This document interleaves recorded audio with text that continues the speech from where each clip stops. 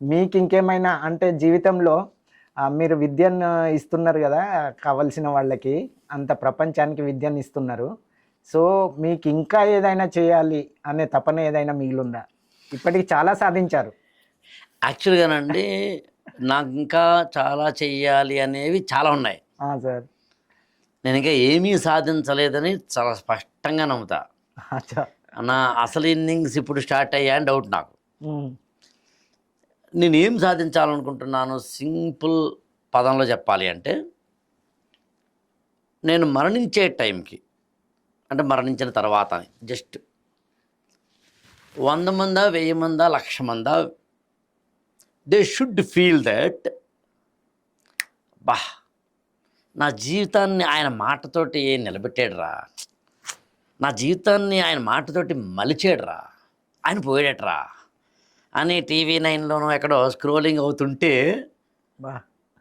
నన్ను ఒక్కసారి కూడా కలవకపోయిన మాట విని ఎక్కడో ఒక చోట కోనే కోనే ఆ రోజు ఒక కన్నీరు, అది కూడా కారిస్తే. చాలా గుండె లోతుల్లోంచి వచ్చిన బాధ వల్ల వచ్చిన కన్నీరు కనుక కారిస్తే నా జన్మ ధన్యమైంది అని నేను నమ్ముతాను. సరే. 2 ఇప్పుడు మనము ఒక జిడ్డు కృష్ణమూర్తి గారినో, రమణ మహర్షి గారినో, స్వామి వివేకానందనో ఇట్లా కొంతమంది యొక్క అంబేద్కర్, అబ్దుల్ కలాం వీరి యొక్క సిద్ధాంతంతోటి మన జీవితాన్ని నడుపుకుంటాం. అట్లా నా కోరిక ఏంటంటే నాదైన ఒక సిద్ధాంతం.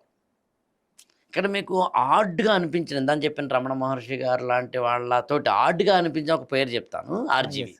ఓకే. ఆడ్‌గానే ఆడ్ మ్యాన్ ఔటే. ప్రాక్టికల్ మ్యాన్ ఈస్ అలా యాహ్! నా సిద్ధాంతం ఈ ప్రపంచంలో ఒక మాన్యుమెంటల్ బుక్‌గా ఓకే.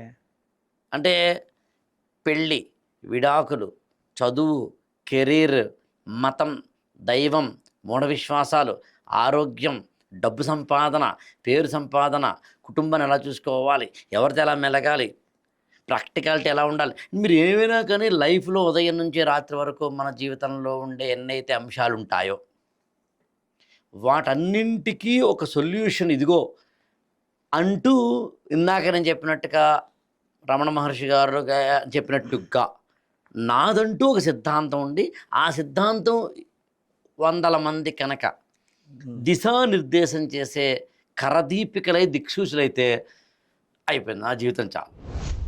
అది మీరు యాక్చువల్గా నేను దాన్ని వినమ్రంగా గౌరవిస్తూ అంటున్నా. ఆ! ఆ! అది అన్నారు మీరండి.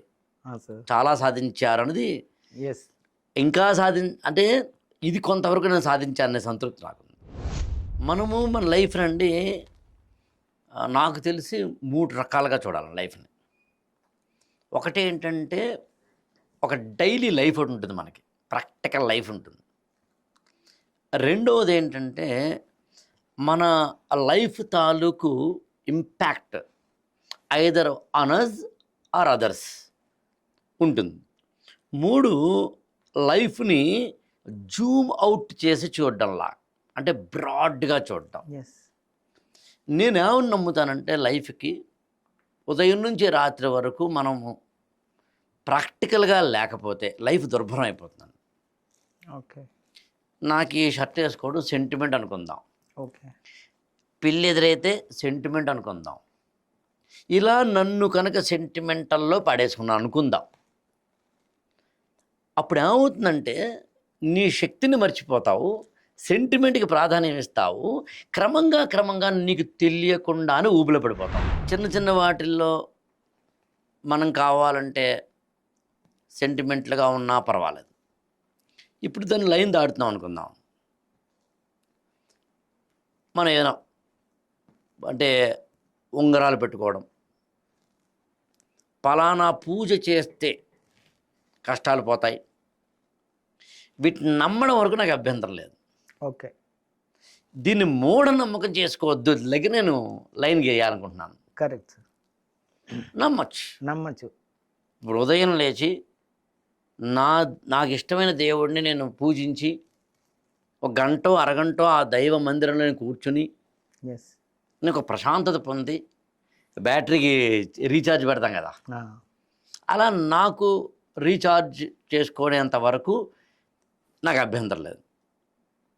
ఓకే. కానీ నువ్వు మానసికంగా బలహీనమైపోయి, నీ మానసిక బలహీనత కూడా దాటిపోయి నువ్వు దాన్ని చాలా వ్యసనానికో గుదానికో దారి తీసేంతలాగా వెళ్ళినప్పుడు ఏమవుతుందంటే, నా చాలా జాగ్రత్తగా వినండి ఇది, నా బాధ, నా ఆవేదన, నా కన్సర్న్ ఎక్కడంటే నమ్మడం దగ్గర కాదండి, మూఢనమ్మకం దగ్గర కూడా కాదు. Medicine is right, practitioner might not be. జ్యోతిష శాస్త్రం ఈజ్ రైట్, లేకపోతే ఏమంటుందండి, gemology might be right, palmistry might be right, vastu might be right, practitioner might not B.